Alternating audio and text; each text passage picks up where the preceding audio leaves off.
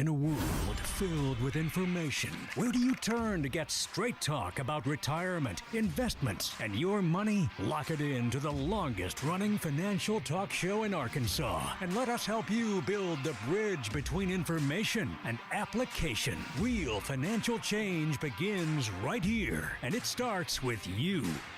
It's showtime! Woo! On today's show, having conversations about the parts of your retirement that are not so exciting to think about, but vitally important. Making a plan for health care, long-term care, and your estates on the Get Ready for the Future show. This is the Get Ready for the Future show. Hi, everybody. Welcome in to another edition of the Get Ready for the Future show, whether you're watching on live stream or listening on radio. We are glad to have you along for the next hour. My name is Scott Inman, and along with me today, Teresa Arago sitting in John's normal seat, trying not to get lipstick on the mic. Yeah.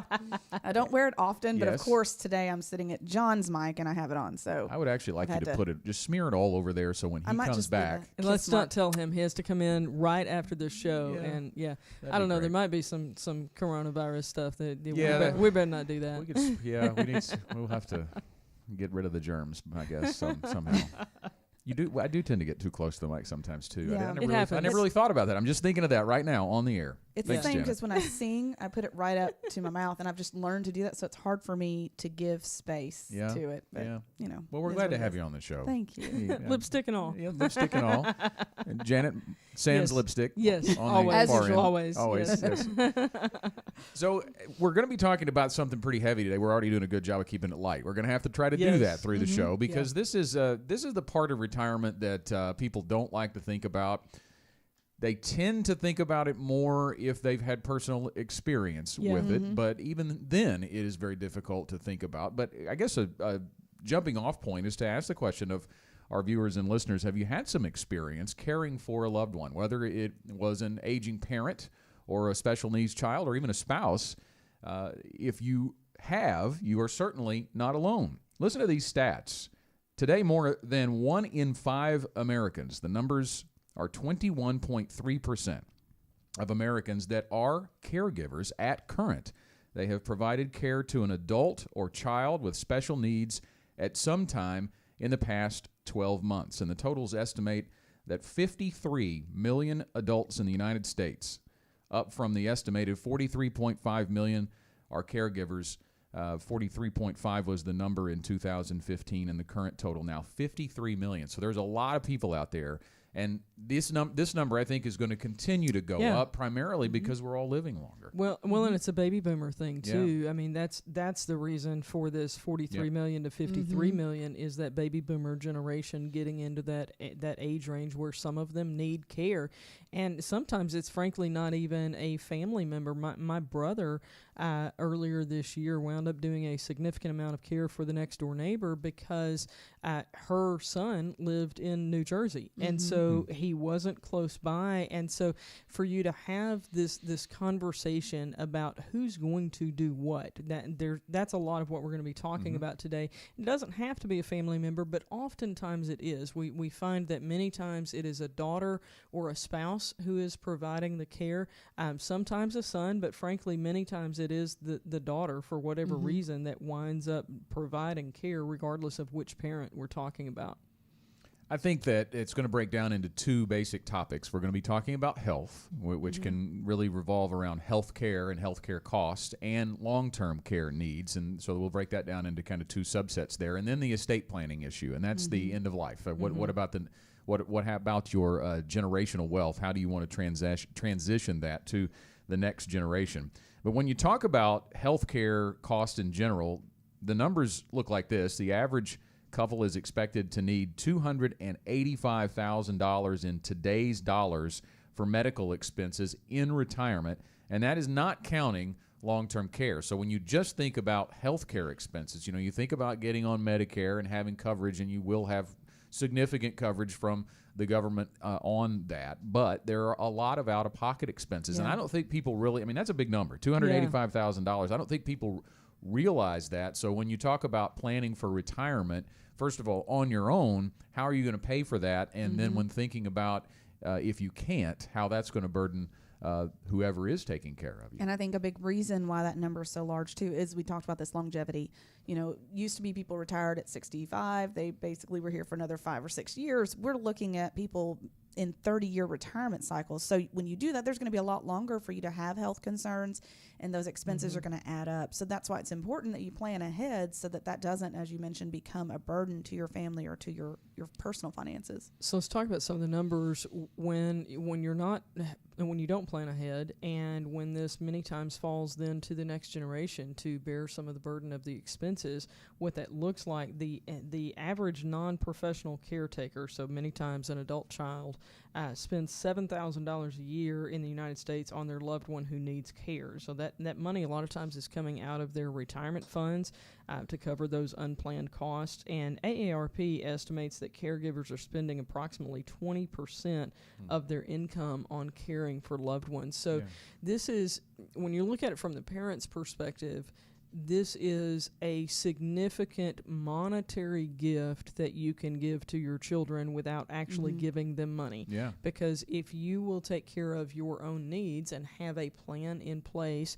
whether it's through long-term care insurance or being able to self-pay, but knowing that you have a plan in place to cover these needs, then it doesn't cause you to be in a position where you're falling back on the next generation caring for you when they're frankly at a point where they need to be planning for their futures. Right. And what I learned during the RICP training too was that there are a lot of people in that generation who are avoiding care because they're concerned about the expenses. And it actually compounds, because when you avoid getting care for small things, then you end up with bigger problems. So setting yourself up to win so that you're not feeling like you're stuck making that decision or burdening your children, affecting their inheritance, whatever you have in your mind, then you're going to take better care of yourself. Yeah, this has a lot of far-reaching implications when you really think about it. When you think about taking care of yourself, eating healthier, having a healthier lifestyle, all those things can really play into your savings when it comes to healthcare expenses later in retirement. Now, a lot of things certainly are out of our control.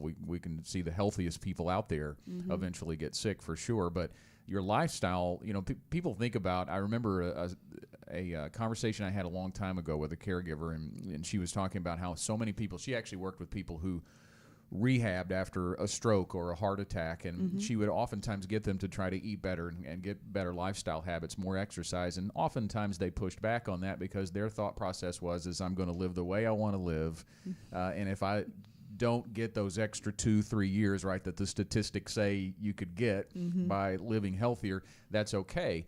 But she said something that really resonated with me at that time. She said, well, it's not really about dropping dead of a heart attack. It's about what if you don't die, right? If you have a major debilitating illness and then you live another 15 years. And that really resonated with me at that time. I was a lot younger then, of course, but that is kind of puts an emphasis on me to really make some lifestyle choices that can keep you out of having to have long-term care. Right. Yeah, it really does come down to daily choices. And one of the choices that we think is critically important is to start the conversation early. And we're talking about multi-generational conversations here, at least 2 generations. It kind of depends on the details of your family. But for we'll just say the grandparents and their adult children, if you want to label the groups that way, for you guys to have those conversations. And maybe you're the adult child in this scenario.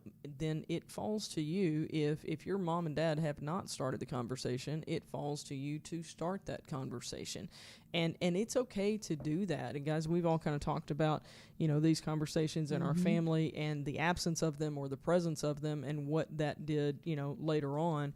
I'll go ahead and tell my story with mom and dad. We tried to get long-term care coverage. Mom has it. Dad wasn't able to get it because of pre-existing health conditions at the time, and so their plan was to self-pay for him if he had the need. And he didn't need long-term care before he passed away, but he did have a lot of medical expenses, so that it worked out that they were able to cover that.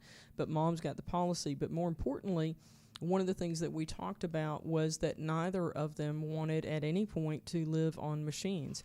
And so it fell to me as the child responsible to, tell that to the people at the hospital. that, this is not how Dad wants to live.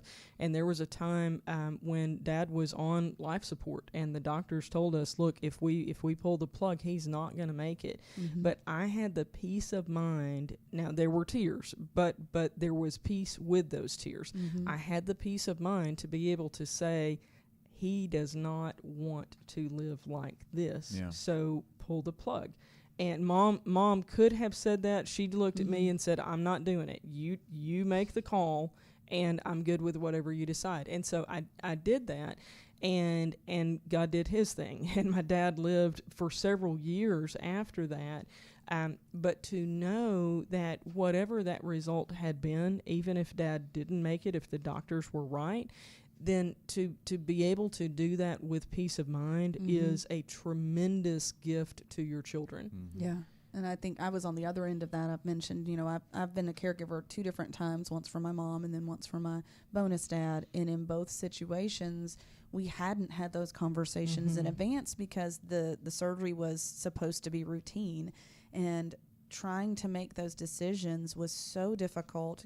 I have siblings, but none of us wanted to be the one to really make decisions. And so I just had to guess. And that really, especially with my bonus dad, that one has really burdened me, honestly. Even now, it's hard to think about without getting a little upset about it. It's tough.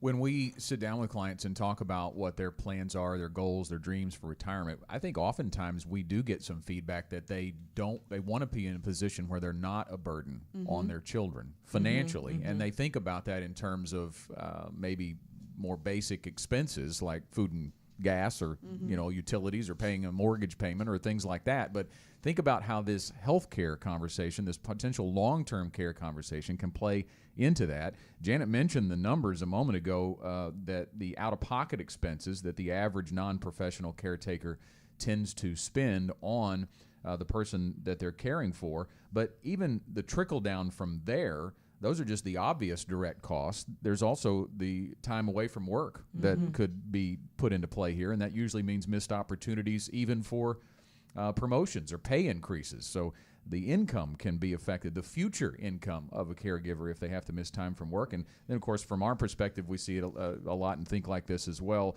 The missed pay increases or even the missed time from work could be missed contributions to a retirement account. So the trickle down can really be significant for someone who is caregiving for their loved one. So the planning on the front end, and as Janet mentioned, starting the conversation early is so imperative to having some impact on that. I'll give you a biblical perspective if this applies to what you believe. The first commandment that comes with a promise is to honor your father and mother, that your days may be long. And so if you think about if you're as a child, if you want to honor your parents, you need to know what their wishes are. And as an adult, as the grandparents in this scenario, if you want your children to be able to honor you, then they need to know what your wishes are so that they can fulfill that. In many ways, this reminds me of our planning process, which I know, being a financial advisor, I can take anything back to that. But that's what we do. We ask people, what are your goals? What are your dreams? What do you want? And then we try to make things work so it's ready for that. It's really the same thing here. You're just doing that internally in your family and saying, okay, what would I want in these situations so that when they happen or if they happen, you're ready and your family's ready for it. Yeah, and when we say start the conversation, that's kind of one of the things I thought about was not just with your family members, but with your financial advisor. And all 2 generations and the advisor in the room. Doesn't happen all that commonly for us, but it certainly can. It does, yeah. It's getting more and more common as our clients age. Yeah. That's a factor. Hey, I want to get you to think about putting some numbers into your mobile phone. We talk about them on the show all the time, but one of them is 501-381-5228. Now, why do you need that? Well, that is a number to get free resources all the time from GenWealth. I'm going to tell you about one of them right now. We've got 10 ways to shift your perspective of financial planning with our free download, What's the Plan? A manifesto for your life, your worth, and what happens next. You can get it by texting the word plan to that number I just mentioned, 501-381-5228. You can also get it by going to getreadyforthefuture.com/plan. Hard Conversations, the topic of today's Get Ready for the Future show, back in just a moment. At Gen Wealth, one of our standards is that we have a unified purpose. Now there's an internal aspect to that, and then there's an external aspect. All of us internally on the Gen Wealth team are working toward one purpose, but that purpose is to work with you, our clients, in whatever need you may have. John F. Kennedy said, efforts and courage are not enough without purpose and direction. I believe that one of the reasons many people have trouble getting up and going to work on a Monday morning is that they don't have purpose and direction in what they're doing. But we do every day, every week, and that's your purpose. Whatever it is that you want to do in retirement, we're here to help you meet that purpose, which means you and the Gen Wealth team all together have a unified purpose.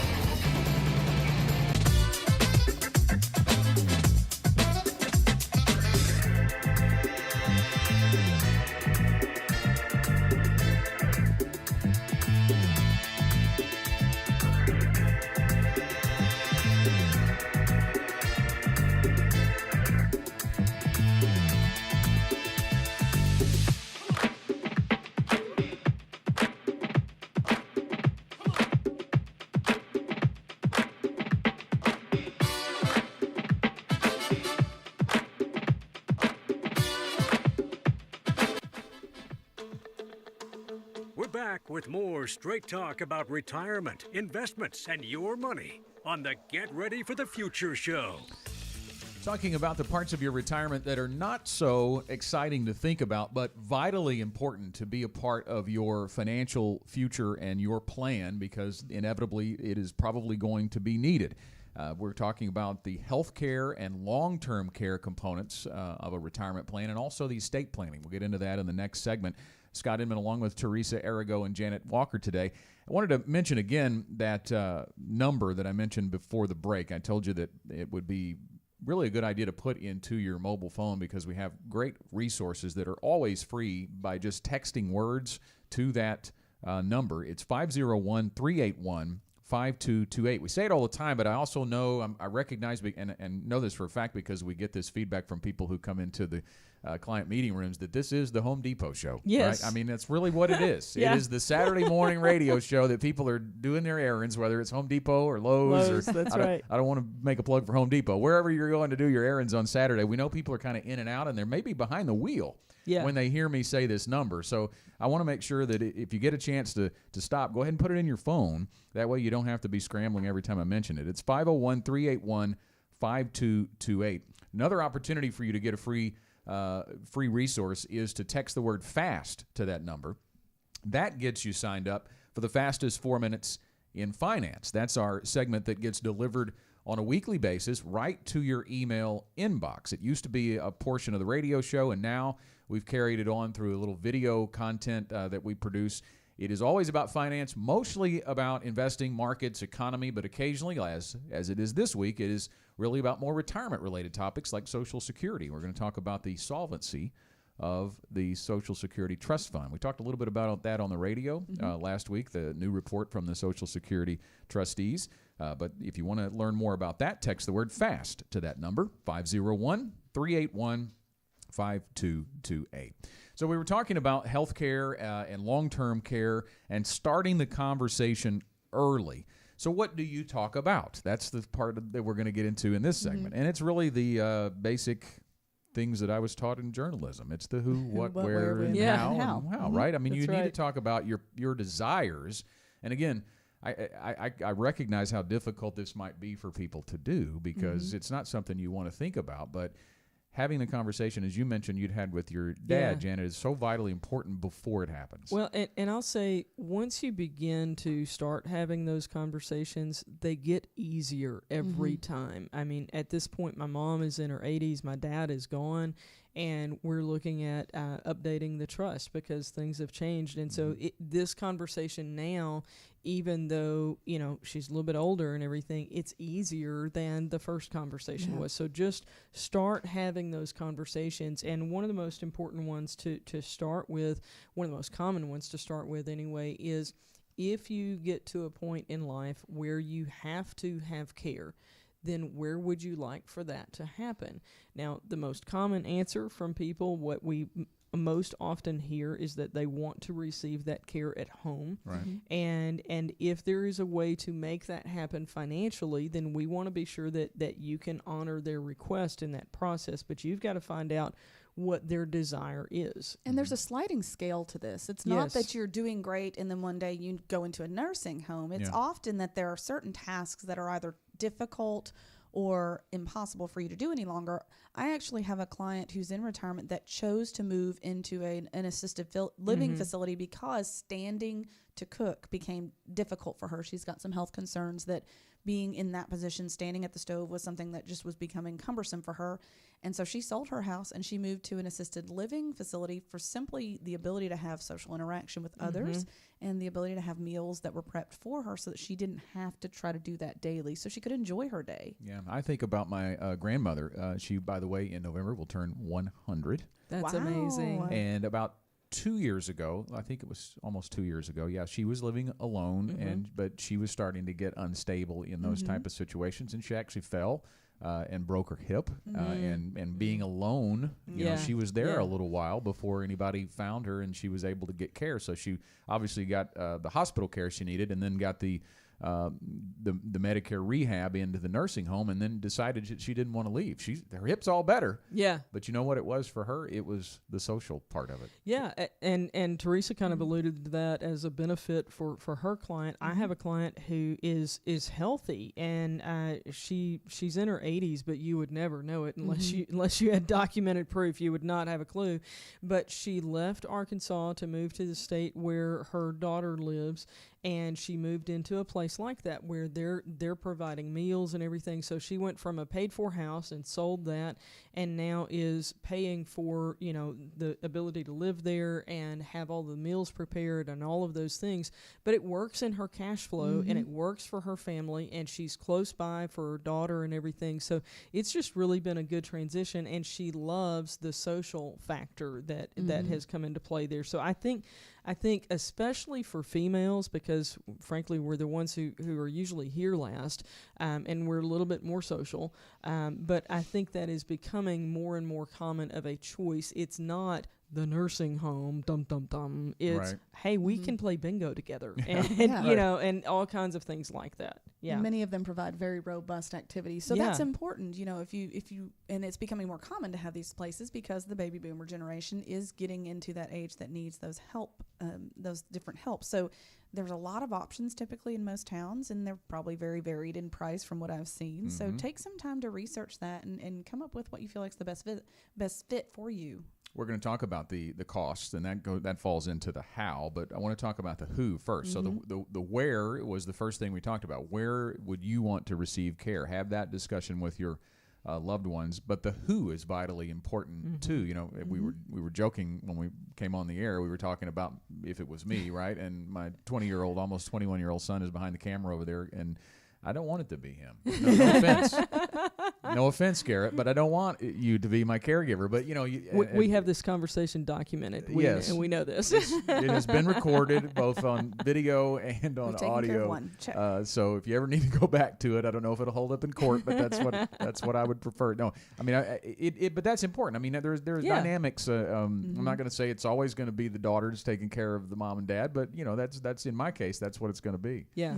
And I have lots of children, but I'm going to be just legit right now. Mine are all small. I wouldn't want any of them to have to. I would be the one probably to go to assisted living long before I need to, because my kids have carried so much just being in a large family. They're always having to help with other things. And my daughter, she would step up and she would fill in, but by golly, she's been stepping up and filling in her whole life. So I don't want her to have to do that later in life. Well, and for some people, the who doesn't matter nearly as much as the where. That was the case for my brother's neighbor. She straight up told him, I don't care who comes in to care for me, but I'm staying home. And she did until her last breath. She was able to do that. But you've got to think about how you balance out the where and the who. And again, this is not just one answer. It might be in stages. You know, that if for a period of time I want to be home under these circumstances, but then under these circumstances, I want to be in some type of facility. And I think it's important too to not just pick one person. You need a team of people. I have a client who the brother and sister split the responsibilities, and I think that was really beneficial because everybody gets a break. You know, just like parenting, you need a break. You need to be realistic about what you can and can't do with your other responsibilities.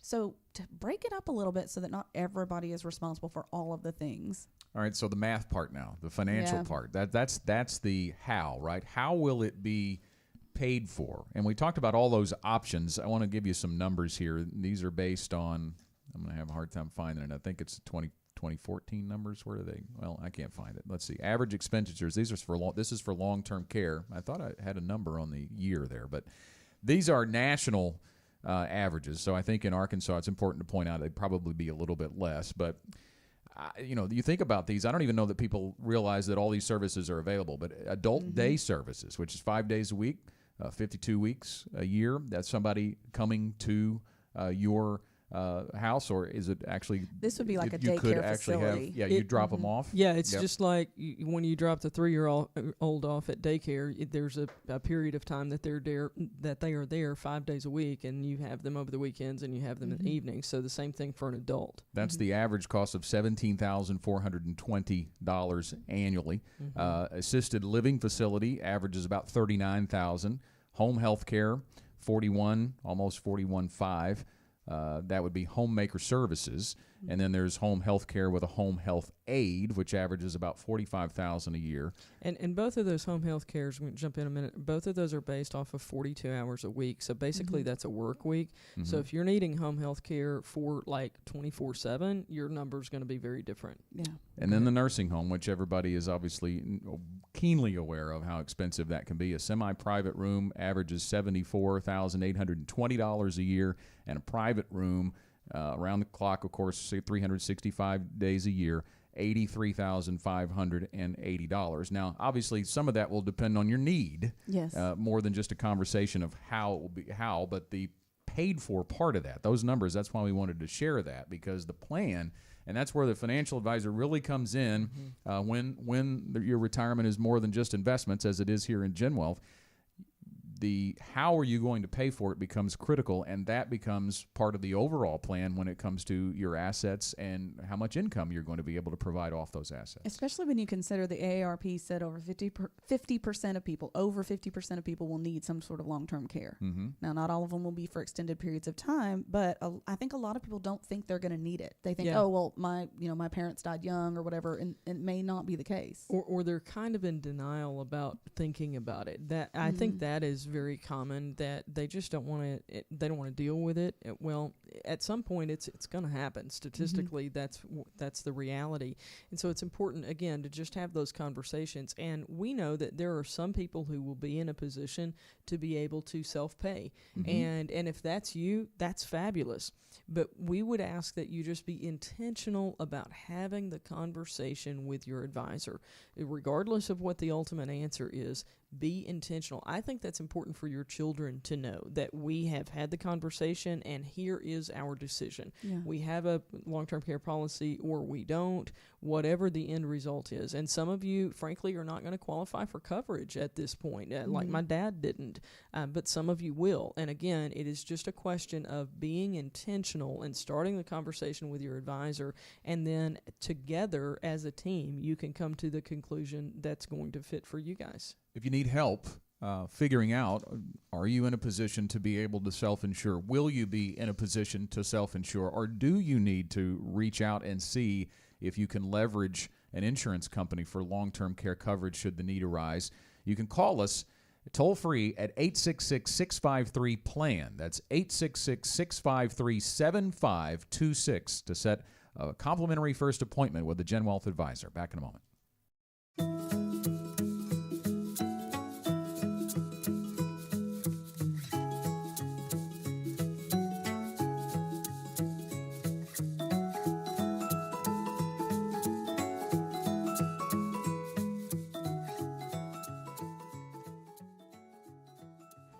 Saving money. So you have more stuff that you can get. So, would you rather spend money or save money? You'd rather save money? Yeah, I would get $1 and $1 after 2 days. Do you know what a credit card is? Yes. What's a credit card? Something that has money on it. And if you cash it in, you can pay with it. But how does the money get on the credit card? Bill Gates. What about a car? How much money do you think it takes to buy a car? 100. So for $100, what would your car look like? A pink car that has glitter all over it. So if I gave you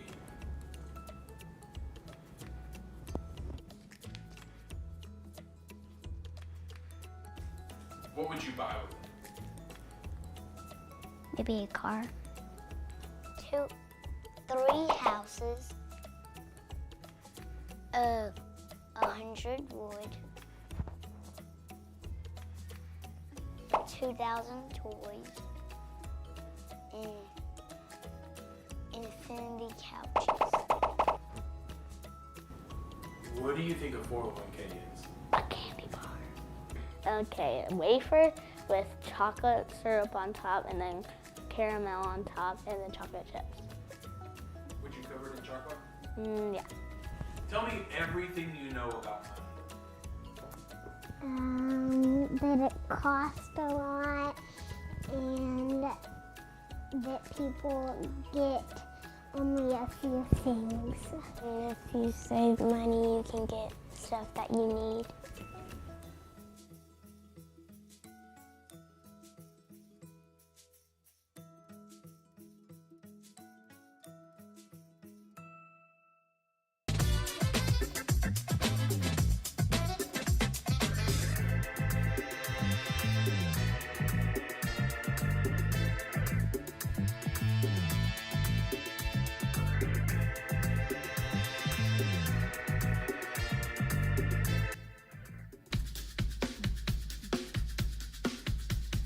You ain't heard nothing yet. Buckle up, because we're back with the Get Ready for the Future show. Education-driven, strategy-based, team-delivered. That is the Gen Wealth difference. Before we went to break just a moment ago, we were talking about having a discussion with a financial advisor about long-term care. How are you going to address it? I want to throw some numbers out there that back up the need for that. We talked about AARP and their estimates that 52% of retirees will need long-term care coverage. Only 41% of older adults are confident in their plan to pay for long-term care. So we know society at large is not confident about being able to pay it. But despite the concerns, more than a third, 36%, have not discussed long-term care costs with anyone, including a spouse, partner, children, or financial advisor. And less than a third, 32% of older adults plan on discussing long-term care costs with a financial advisor. So they have no plans to even talk about it with an advisor. That may mean that they don't have an advisor. That may mean that their advisor isn't talking about it with them. Well, we will talk about it here as part of your overall retirement plan, because retirement is more than just investments. And again, I want to make that offer again for a complimentary first appointment. You can call toll-free 866-653-PLAN. That's 866-653-7526 to set an appointment with a Gen Wealth advisor. We have them near you. Offices in Conway. That's where Teresa is, although she'll drive anywhere, by the way. Also in West Little Rock, that's where I office, but I'll drive anywhere as well.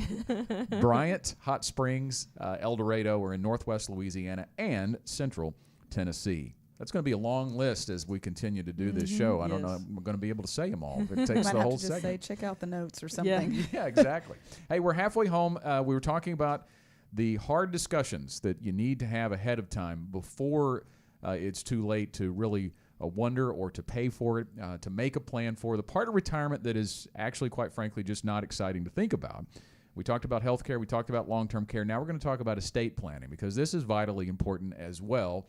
For many reasons, but as we kind of jump off into this, I think maybe it would be helpful to really even talk about it and discuss what that means. What is estate planning? I think one of the most important things that comes to my mind is avoiding probate. Now, there's a lot of different factors to estate planning, but this is the one that surprises people, I think, the most. When you are looking at the assets that you own, some of those assets are beneficiarizable assets. So, for example, IRA accounts, 401ks, life insurance, those things have a beneficiary line. Your bank account does not. And you can do something that is the equivalent of a beneficiary by putting payable on death designation on it, but many people have never even thought about that. It doesn't get mentioned at the bank most of the time, and so that is an asset that you will often see go through probate, along with likely your most valuable asset, maybe with the exception of your 401k, but that is your house.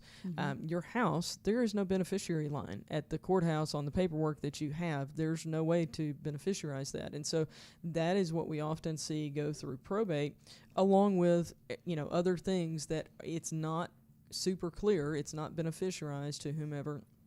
And so you get into a situation, and you can have a lot of non-qualified accounts, by the way, so non-IRA accounts that also, they don't have a beneficiary line. So if they don't have transfer on death on them, those are also going to go through probate. And it's a very expensive process that can be very simply avoided on the front end. If you care about your heirs, whether it's your children or somebody else, if you care about your heirs, then I believe it is incumbent upon you to spend some time with an estate planning attorney to get a plan in place that honors your wishes and will help them avoid probate. Here's the deal that got my dad on this one. I was early in my career as a financial advisor, and I go to my mom and dad and go, y'all need to talk to an estate planning attorney. And mom goes, okay, because that's how she rolls with me. And dad goes, I don't know about that, honey. And like he always did. Yeah, forever. It was this pushback. And there were a couple of things that happened. I said, Daddy, you remember reading the newspaper when so-and-so passed away and you knew all his business? I said, that's because it went to probate. And he's like, so all my stuff's going to be listed in the paper? Yes, sir, if you don't do this. And so that stirred him up a little bit, and he still wasn't quite ready to do it because, frankly, he didn't fully understand it. Right. He just couldn't quite get there. And finally, I went to him one day and I said, look, Danny, my brother, I said, Danny and I have had a conversation, and we are willing to pay the attorney. We will split the cost for you to go get your estate plan done so that we don't have to deal with probate later. Now, Dad wound up doing it, but it was because of that conversation when he realized that it was important enough to his relatively young adult children at that point for us to be willing to pay for it. Then he went, oh, this is probably a legit big deal that I need to handle. And they went and did it. And I'm so glad that they did. Yeah. It has already, even with Mom still here, it has made a tremendous difference in all the details that you can fathom. And I've done this process. And I will say that before I did this process personally, I was not a big proponent of estate planning for everyone. But I am at the point of, if you own property, do it. Because my bonus dad passed away. My mom had passed away first. Couple of problems. One, I'm not his natural heir. Nor are any of my siblings, because he was my stepfather. Right. And also, literally owned one little bitty property up at Lake Nimrod. If you don't know where it is, you're not alone. It's just north of Perryville. And it has a mobile home on it. It's not like it's a huge value. Yeah. It cost me over $2,000 because I found a friend of a friend to be able to probate his estate, which, by the way, I just found out is not done. Shoot me now. So I became a big proponent of estate planning, and then I realized in my family's dynamics, we're a blended family. So what happens if I pass away and then my husband remarries? How do I protect our children's portion of the estate? And so we were able to put some guardrails in place to make sure that all that didn't go to another person's family if he passed away first. So there's a lot of complexity. I think a lot of people don't understand it isn't that expensive, and it is more helpful than you could realize. And it's not really that hard to do either. No. I think a lot of people put it off because they think it's going to be this just immeasurable task that must be done. But literally, you go in and sit with the attorney, and they ask you a lot of questions, and they don't even make you bring a lot of documentation like we do for our process. It's more conversational because they can get all that stuff online for the most part. And they talk with you about your wishes. They draw up a draft. hopefully you read the draft Yep. and then you go back and sign paperwork. And the estate planning attorneys whom we work with, some of them already had this as part of their practice, and some of them do this for us, for our Gen Wealth clients. We have as an ongoing request that any estate planning attorney who works with our clients, that they actually go through the process of retitling your assets. As an example, many estate planning attorneys will give you homework, meaning you have to go to the courthouse and you have to retitle your house in the name of the trust, or you have to deal with those non-qualified accounts. And I'm just going to tell you, the vast majority of the time, the homework doesn't get done. And so the trust is pointless because it's never been funded with all of these things. So it is our request that any estate planning attorney who works with our clients, that they do that for them. And that makes it a fairly seamless process for you, really. It is important to point out that a will is not enough to keep your assets out of probate. Attorney's fees and court costs can easily eat up 8% or more of an entire estate. So when you compare the cost of what is probably, if you do the full estate planning package, $2,500. Yeah, about $2,500 on average. So much less in the long run to keep it out of probate, because that estate is going to get eaten by probate costs for sure. And let me say on that cost, that's not just the trust, which is the primary thing we're talking about, but that also includes, usually they'll do power of attorney, a living will, which is kind of like what we talked about earlier, do I want to live on machines or not? They'll do those. What am I leaving out? A will, a living financial will, power of attorney, and the financial POA. power of attorney and the trust. And so all of those documents really come under that total of about $2,500. Yeah, so back to what you were talking about with your story about your dad. Yeah. You had the verbal conversation, which is great, but if you have a healthcare directive and we had on that paper. And we so had that too. we had that too. So there was a conversation and there was written documentation that just gave me peace of mind. But what was interesting to me, even though we had the written documentation of that at the hospital, they still wanted somebody, even though they had the written documentation, they still wanted somebody to say these are his wishes. Well, and I want to make sure we know also, you mentioned the power of attorney, and this is not this is your bonus content for today. Understand the power of attorney passes away when they do. So I thought, because my parents had given me power of attorney, I'd be able to immediately start taking care of things for my dad. I couldn't, because that died with him. So having that estate plan in place would have made it so simple. I get a death certificate, I go to the courts, and I get that letter that I need to take care of everything. But it took me weeks to get the ball rolling. Yeah, so let me explain. The power of attorney is like, Teresa, if you had power of attorney for me, then you have the authority to sign on my behalf. Well, if I'm deceased, I can't sign it. Exactly. So therefore, you can't sign it for me. And you're right. A lot of people don't understand that power of attorney ceases at the time that someone passes away. One other note, too, I think if people are listening today, I think this is an obvious objection sometimes is, well, I really don't have enough assets to worry about putting a trust together. Or maybe all of your assets are qualified assets and it's all IRA money, and you don't think you have enough outside of that. A question that got asked when I went through the process was, what about life insurance? Because that's not money in hand, right? But if there is a deceased spouse inside of that trust, there could be a significant amount of assets roll in, and that needs to be considered as well. I would agree with that. And also, I'll say the estate planning attorneys whom we work with, they don't always recommend a trust. Right. And so know that it's important to go through the process, but there are other ways to deal with the property. That's just the most common thing that we see. That is a discussion that we have inside our client meeting rooms as well. It's part of the overall Gen Wealth difference, education-driven, strategy-based, team-delivered, retirement, much more than just investments. I think we've pointed that out many times today, and we want to talk about the free resource that we have for you. I mentioned that number that I ask you to put into your mobile phone so you don't have to worry about writing it down while you're driving to wherever you're driving to, listening to our show today. 501-381-5228 if you need it again, 501-381-5228. And we've got 10 ways to shift your perspective of financial planning with a free download. It is called What's the Plan? A manifesto for your life, your worth, and what happens next. Just some things to consider reiterate some of the things we've talked about on our show today, but even more in depth than that. 10 ways to shift your perspective of financial planning. All you have to do to get it is text the word plan to that number that I gave you, 501-381-5228. You can also receive it. If you'd rather not text to that number, you can receive it by going to getreadyforthefuture.com/plan. Get that download. We're going to take our final break and be back after this. There's always been power in standing up for what you believe in, challenging the status quo, and never accepting the ordinary. What about the rest of your life? Will you settle?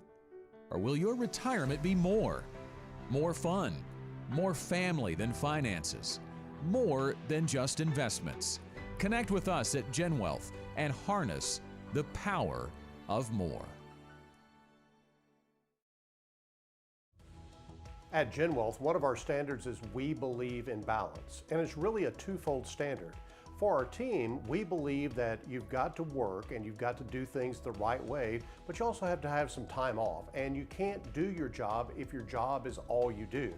For our clients, we believe in balance because their investment portfolios need to take as much risk as they need to achieve their goals, but not so much risk that they lose everything that they've got. Balance is incredibly important in both our team and for our clients.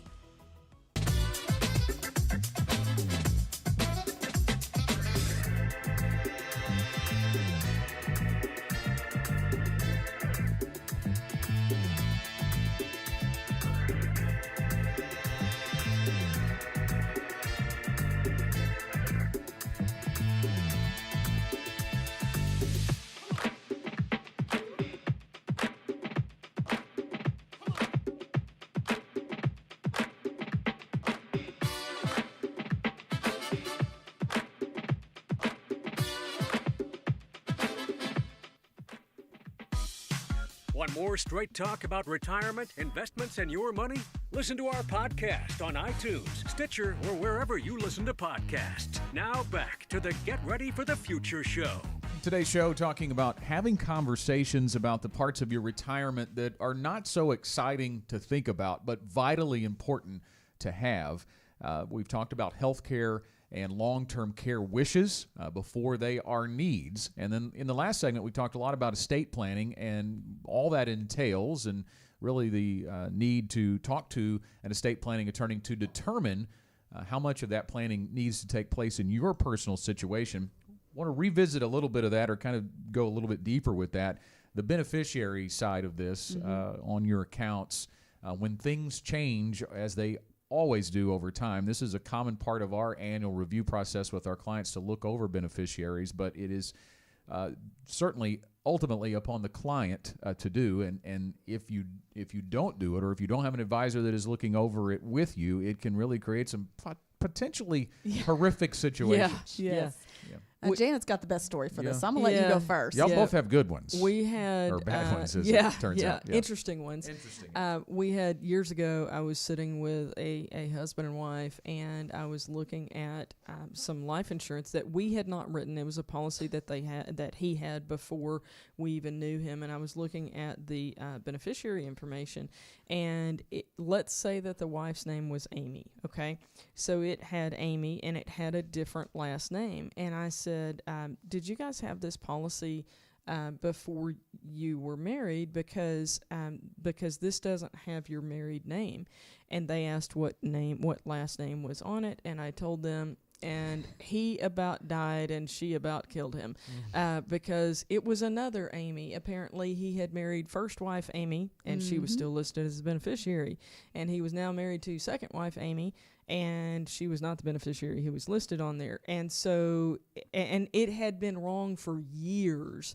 And let me tell you, neither one of them wanted first wife Amy to get the check. And so it was definitely an oversight. It got changed pretty quickly. That one's kind of humorous to tell, but I had an appointment this morning, Troy and I did, with some existing clients whose daughter passed away. And guys, let me just talk about COVID for just a moment. we've approached this show in a generational format, meaning we're more focused on the older generation getting estate planning together. I'm going to tell you, though, this is not generational. If you are breathing and have responsibility in life, then there are things here today that you need to be thinking about. If you're a teenager and you've got a Roth IRA, somebody needs to be listed as your beneficiary. So if, I don't care who you are, what your age is, there are levels of this that you need to be addressing. But they had this was his accounts, and so the wife is listed as a beneficiary, and then the daughter is the contingent. And the daughter passed away last week, and so they wanted to update contingent beneficiary information, and they were very proactive to reach out about that. And we certainly appreciate that, because we would not have known otherwise. But if you're not proactive about reaching out, we do, as Scott mentioned earlier, we do review beneficiary information annually as part of the service that we provide to our clients, so that we can make sure that that's up to date. But people have accounts all over the place these days. And so I would just encourage you, think about 401ks, every asset that you have. Pensions. Think about, yes. That's the huge. company you haven't worked for in 10 years. Yeah. Right. Yeah, it's huge. So there really needs to be, we refer to it as a honey, I love you letter. Honey, I love you. If I don't come home, these are the things that you need to know. And frankly, that document needs to be updated on an ongoing basis. And I think a lot of people, I'd encourage you to not just to have a primary beneficiary, but a contingent beneficiary. My husband is my primary beneficiary, but he and I spend a lot of time together, and we're usually going to be in the car together. So if there was a major wreck where we passed away together, there needs to be someone else named, or all my stuff goes to probate. In my case, I have my estate plan, my trust named. But if you don't have somebody named, that's where you get. I have a friend, his brother was in his 20s. He passed away and had nobody listed because he was single. He thought, well, I don't have anybody to leave this to, but he would have wanted it to go to his brother in that situation and had never put it on there. The 401k seems to be the biggest blind spot, in my opinion, because you fill out that packet and you send it in and you don't think about it again. But it's important that you do review that regularly to make sure that it's up to date, and that there's not just a primary if you're married of your spouse, but also a contingent if something happened to you.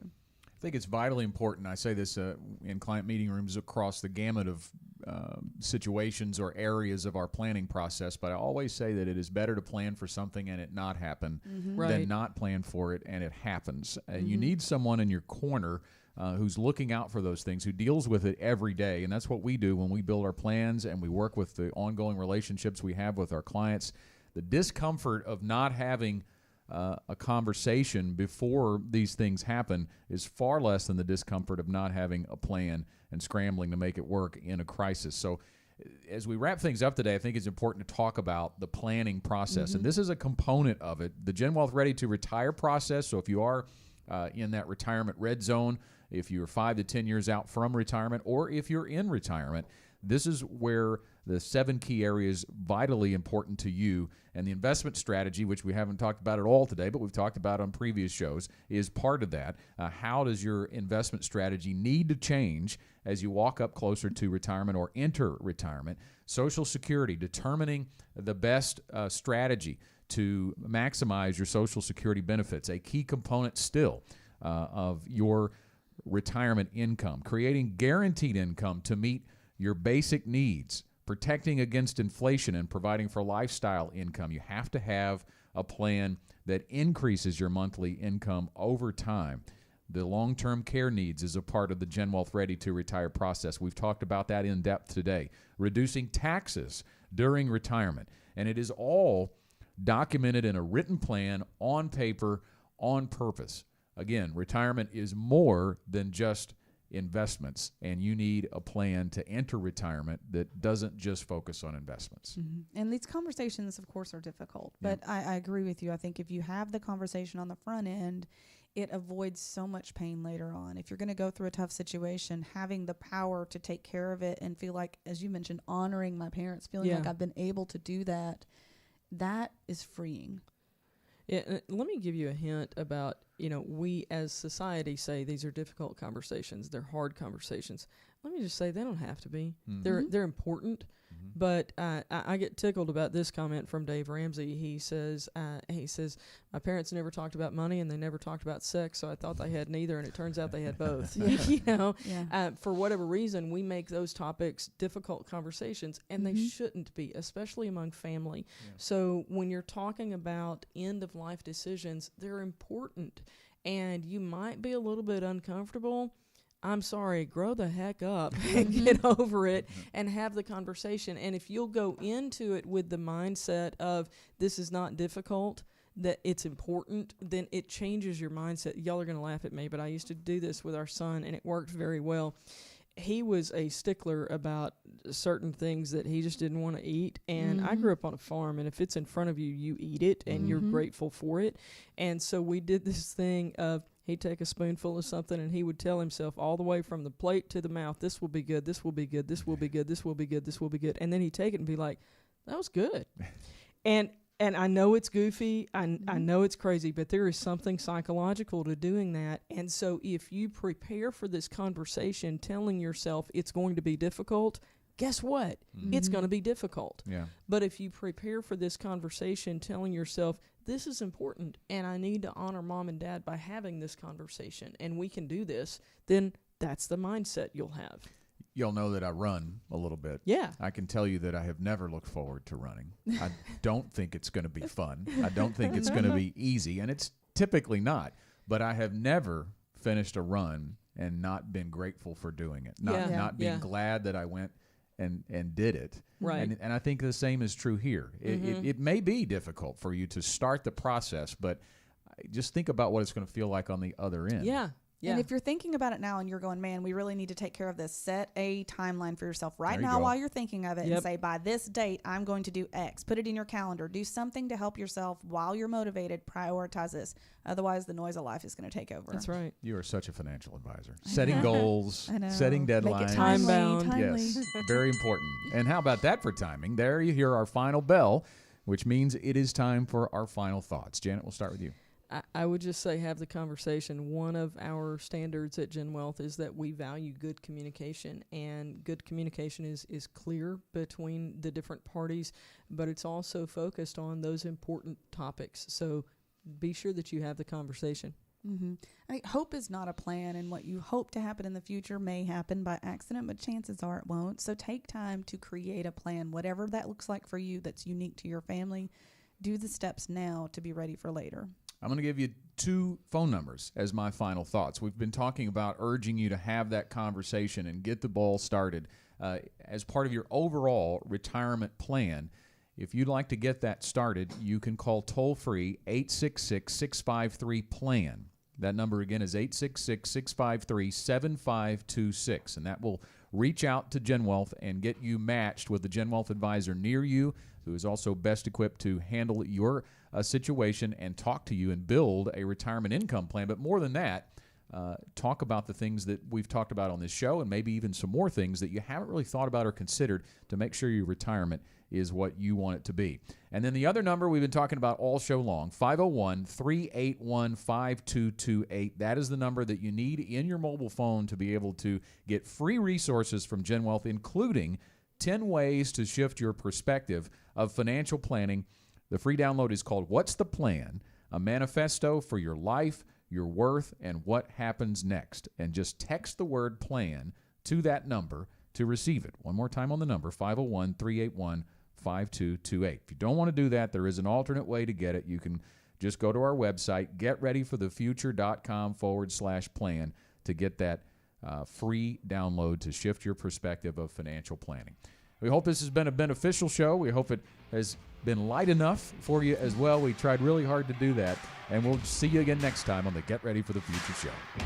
The Gen Wealth financial team is available to you 24/7 at info@getreadyforthefuture.com or call our offices at 866-653-PLAN. That's 866-653-7526. You should personally consult a financial advisor before making any investment, and no strategy can assure success. Gen Wealth Financial Advisors is an Arkansas-registered investment advisor with securities offered through LPL Financial, member FINRA SIPC.